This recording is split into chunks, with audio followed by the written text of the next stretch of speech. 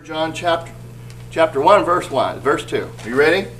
Here we go. Beloved, I wish above all things that thou mayest prosper and be in health, even as thy soul prospereth. Amen. And we read that and we think we know what it means, but I'm going to give you some fresh revelation. How many want fresh revelation? Yes. Yes. All right. This says, even as thy soul prospers. So what is your soul? Everybody knows your soul is your what? Your mind, your will, and your emotions. Right. But did you know that your emotions are connected to your mind? And I want to help you something today that just will help you so much. You know, your emotions get involved, and a lot of you have emotional problems. And you hear things, you see things, and you get riled up. Let's just talk on one of the emotions that you can have. It could be anger. So here I am driving down the road and this guy cuts in front of me. And I can just like, what the world is he doing? You know, you get all emotionally involved in it. Instead of, what's your mind thinking at that reason? What happened? Why are you being so emotionally involved? But what's your thought life? What's going on? See, all of a sudden I come up behind a person and I recognize, well, that's Miriam. So I'm not angry at her. So my emotions just, they stop.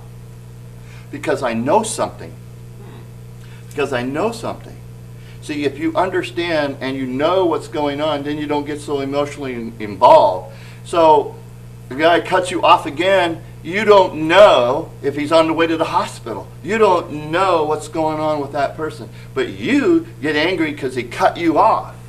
So are you prospering when your emotions are going right like that? No.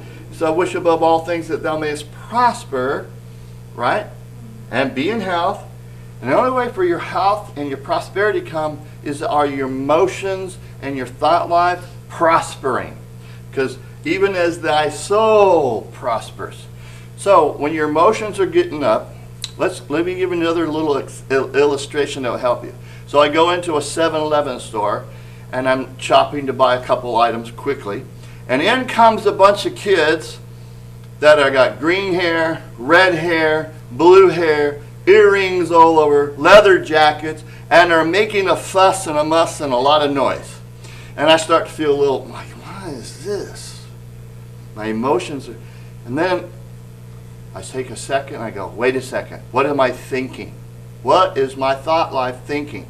My thought life is thinking condemnation. I don't like them. They're judgmental thoughts. That's why your emotions are coming up. So then you turn around and you go, wait a second. I need to look at those people like Jesus looks at them as sheep without a shepherd. I see that they're lost. I see something's wrong. So instead of getting all emotionally involved, I can now start thinking, wow, I can actually go over and have a conversation with the person. I can talk to that person. What happened to my emotions? They stopped.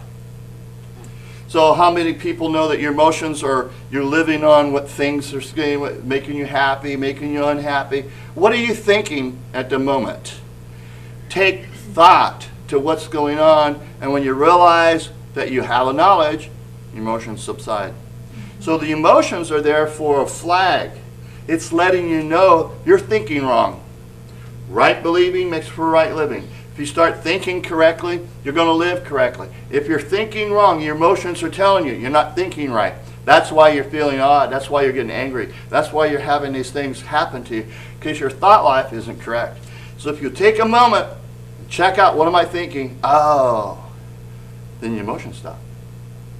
Everybody get some excitement and revelation on that? Yeah. Let's thank God for it. And all the people of God said, yes and amen and amen.